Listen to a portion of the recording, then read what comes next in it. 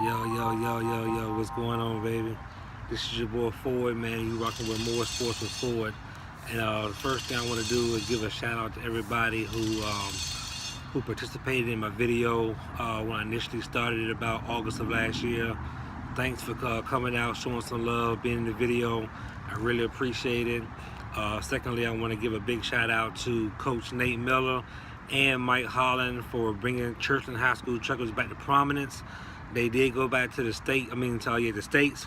They did not win it, but they're definitely pushing that program into the right direction. So congratulations to them.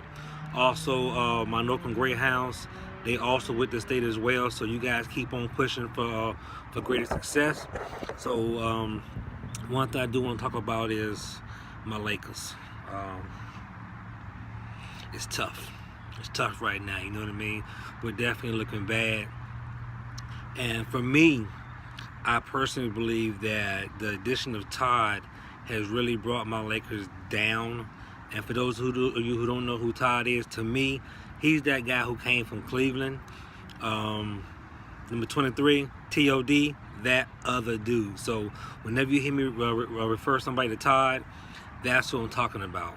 I believe that the minute he came into the Lakers organization, man, everything was going to fall apart. Now, me personally, I don't think Lou Walton was the guy for the job anyway. So him being fired wasn't really a big deal for me. But for Todd to come there and to literally try to change the whole organization around, try to trade all the young guys, like I said before, this is the thing. A lot of people saying that, they lost respect for him. They probably did. They didn't want to play. I think that's wrong. If you look at it right, Kyle Kuzma and Brandon Ingram, both of their numbers increased. They both looked a whole lot better during that trade process, you know what I mean? And so everybody talking about the young guys, was acting like this, acting like that. They were the only two that, as far as mentioned in trade talks, that were playing. Think about it. Josh Hart was playing a little bit, but I mean, he was already kind of like weighing off a little bit of injuries. Kuzma and Ingram were the only two playing. Ball, he was hurt, so he wasn't even playing. And you got Zubac, who was playing out of his mind, who we traded to the Clippers of all people. So, I mean, I honestly believe that I hope we do get another star. I hope we don't lose our new talent that we have that's on the squad right now in order to add somebody like AD or whomever else. But I do want to say this one thing, right? I got a homie, right? I've known her for maybe 30 years. She's one of the few females that I know that do know a lot about sports. And so we was on Facebook. And when Todd announced that he was going to the Lakers, she talked pure tea trash. Now, remind you, she followed Todd to Cleveland. She was a Cleveland fan, but she didn't want to come to LA. And you know who I'm talking about. You know who you are. She had the audacity to screenshot my comments when I said I'd never be a fan of Todd's. So all I want to know is this. I'm not going to say your name, but you know who you are. I'm not going to blast you, but when you see this, I know you're going to come from my head because that's just how you are, and I'm waiting for you. So when you see it and you post and you comment, I'm waiting on you. I'm not going to say your name, but you know who you are. Show that screenshot. I'm still not a fan, baby. I'm still not a fan. Yo, so check it out, right? So I just received a message and somebody was like, why do I have so much dislike for Todd? So I explained to him, for one, at the beginning of his career, this is how I started. I'm gonna give y'all a brief description of how I really came to dislike this dude, right? So everybody knows I'm a Kobe fan, but this has nothing to do with Kobe. Check it.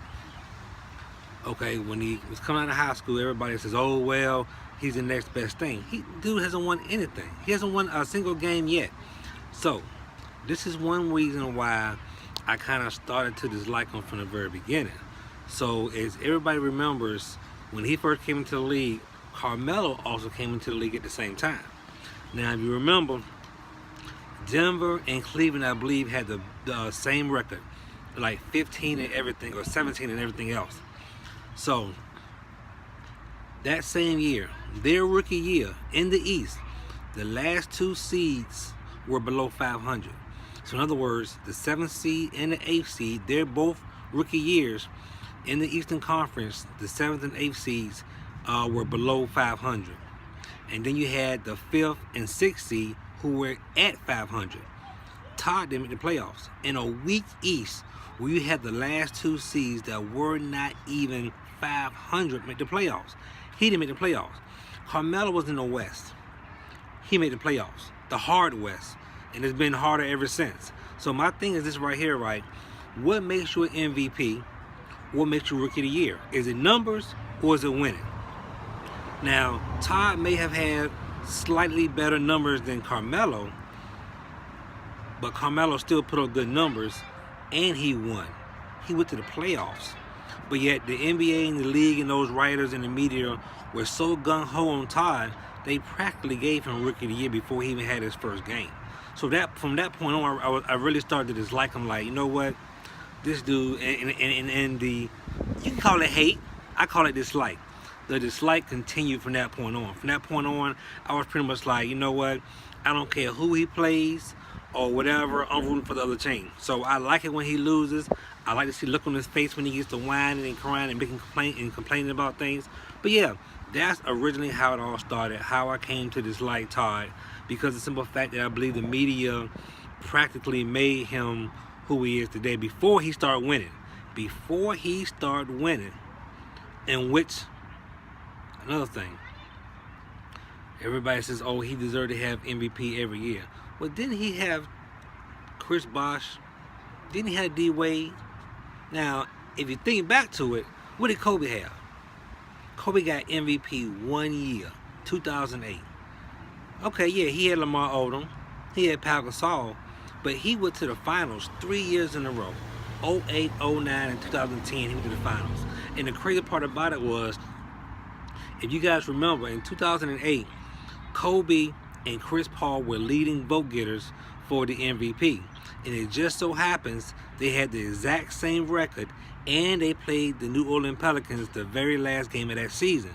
So the winner of that game not only had the best record in the West, but their superstar players were going to be pretty much named the MVP. The Lakers ended up winning that game. Kobe became MVP. Now, we did lose to the Celtics in Game 7, but the point being is, I mean, had we lost that game and been second in the West, Kobe would not even have that MVP. But yet, he took the Lakers to the finals in 3 straight years. Come on, man. You can't tell me right now that Kobe ain't one of the greatest to play the game. He's far and beyond better than Todd. Todd cannot reach his level. And you feel differently? Let me know. Hit me up. Leave a comment. Talk to me. Let me know something. I'll post your comment. I'll react to it. And I'll let you know how I feel about your comment.